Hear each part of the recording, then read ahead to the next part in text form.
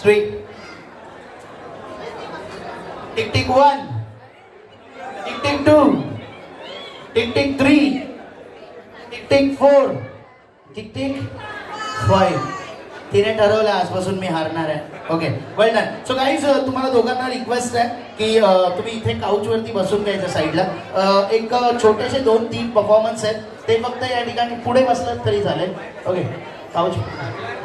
Okay, एक 2-3 छोटेसे performances आहेत.